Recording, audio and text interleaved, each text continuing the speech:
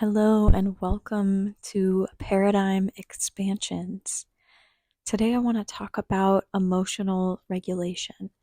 This is a term that's very commonly used when thinking about interacting with children and helping children, whether you're a parent or a teacher or a coach, helping children to calm their nervous system and come back into a place where they can function.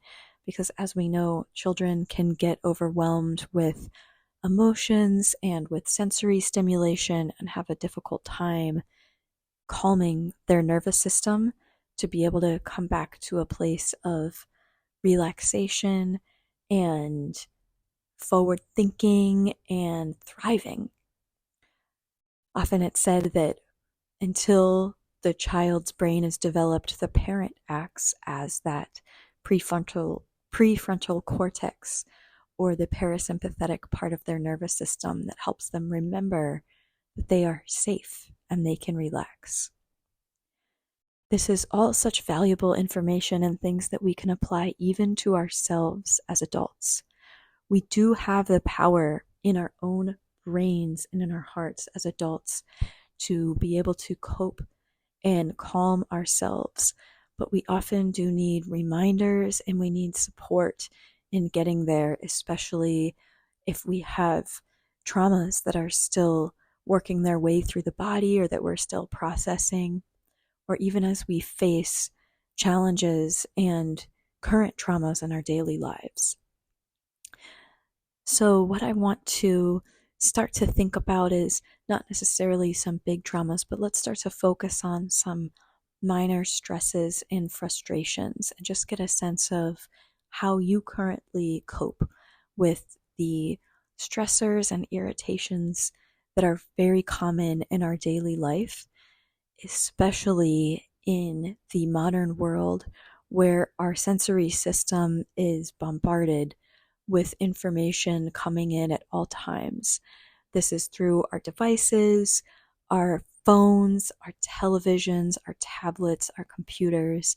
It's from our relationships, from work to friends, to parents and children, to not even just coworkers, friends, even acquaintances, people trying to sell us things, the media, all sorts of big businesses built on the attention economy. So there are brilliant, brilliant minds working on how to get us to stay on our devices, continue to click, continue to watch.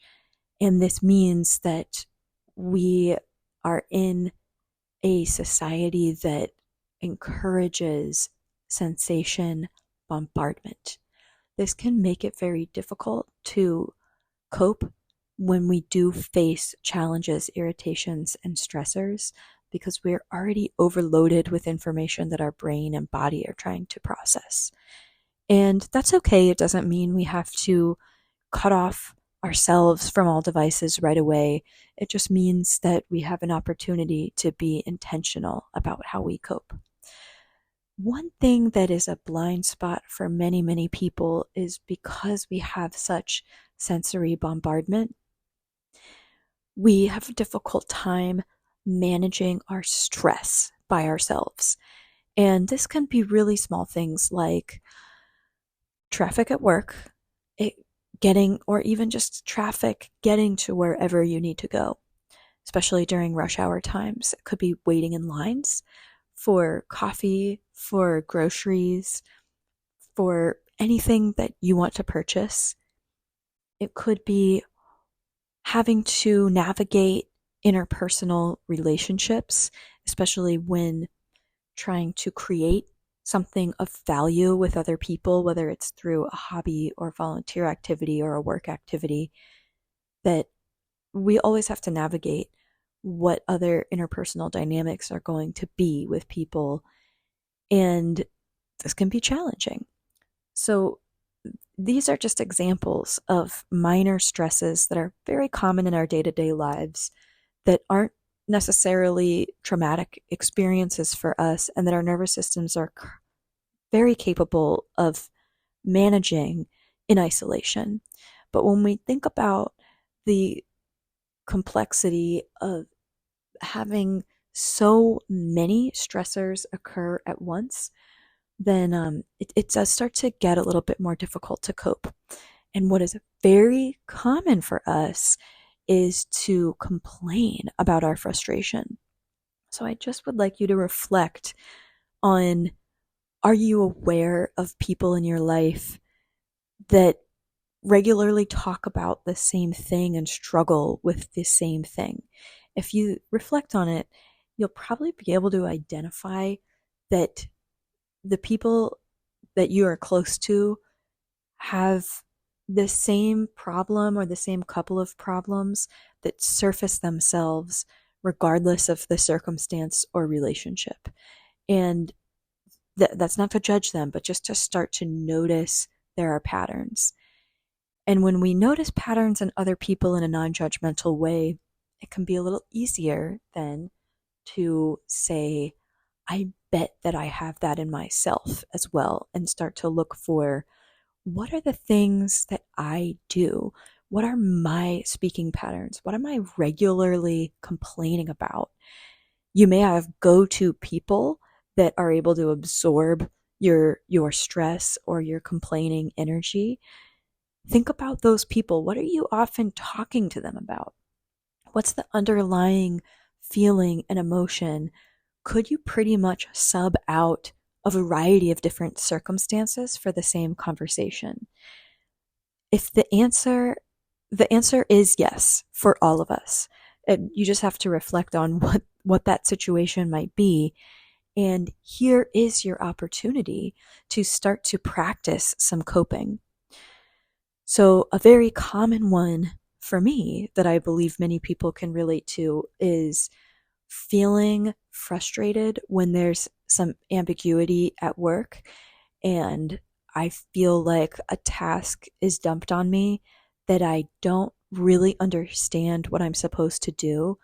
And I start to feel frustrated that more wasn't explained to me, but that the other person got off easy because they were able to say, well, I identified the next step, and that next step is put it in Stephanie's hands. So I can wash my hands of this, and now she's got it. That's probably very common for a lot of us.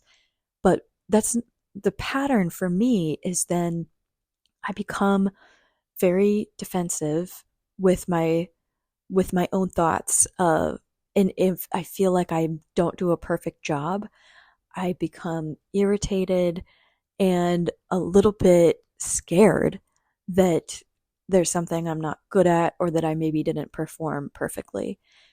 And the way that that shows up is that I may have conversations with people I'm closest to that the majority of the conversation is me needing to talk through the context of that work situation and how it's not really my fault that I didn't do a good job because something was dumped on me. And that is a conversation that sub out a variety of different circumstances that I started to notice I was having again and again with my partner and my sister and my friends, of really needing support for feeling like, no, I'm doing a good job. I am smart. I'm adding value. I don't have to work more than what is expected of me in order to feel like I'm doing enough. I don't necessarily have to be perfect, anticipate everything, and not show any weakness or not need any help at work. So that's just my personal thing. Yours might be a little bit different, but what I have started to identify is, I wonder if it's possible for me to deal with this frustration and not bring it into my relationships. And this isn't a matter of suppressing emotions or ignoring something that's going on or refusing to process something. It's actually a matter of realizing I have the coping skills to deal with this, where I don't have to bring more attention and focus and emphasis on it and make it a part of my relationships. And it is actually very effective. I can apply a number of coping mechanisms that I do with my morning meditations and my journaling and my gratitude, and all of this maintenance really helps me. And then in the moment, my coping really is taking deep breaths, noticing the story I'm telling myself and changing that story in the moment. And a very, very easy way to do this is to notice I'm starting to get clenched and closed off and come up with a defense story. And if I shift to becoming curious about what's happening within me, then it takes the pressure off. And I'm not judging myself. I'm not forcing a different emotional reaction. I'm just watching. So, this is just one of the many coping mechanisms that's possible. And that with a regular practice, where we're not just doing one offs, but with a regular practice of building up your self talk, building up your story that's true, that's the truth of who you are, instead of trying to prove to other people that you're good enough, but owning that for yourself, taking responsibility for it and giving yourself that validation, which is really what you are seeking, is your own validation. That when we start to do that and build up that regular practice, then it becomes very easy to apply these one-off coping mechanisms in the moment to be able to deal with minor irritations and frustrations and have so much more energy and so much more joy and so much more presence to be able to share with other people. It's something I'm extremely excited about. It's added not just years to my life in terms of what I feel like my health outcomes will be because of my decreased stress. It opens up time where a minute and a second offers more than if I'm not present, and if I'm coming up with a story, and if I'm trying to prove to other people that I'm good enough. All of a sudden, I'm curious, I'm open, I'm present, I'm learning, I'm enjoying, I'm remembering what it feels like for a second to be alive and to be whole, and that this is what it's all about. It feels so good.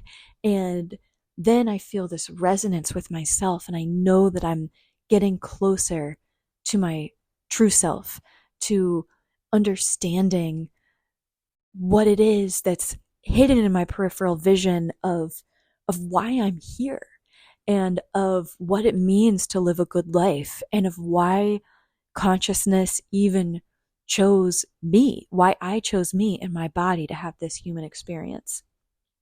I'm so excited about it. I want to share it with you. I want to share it with you.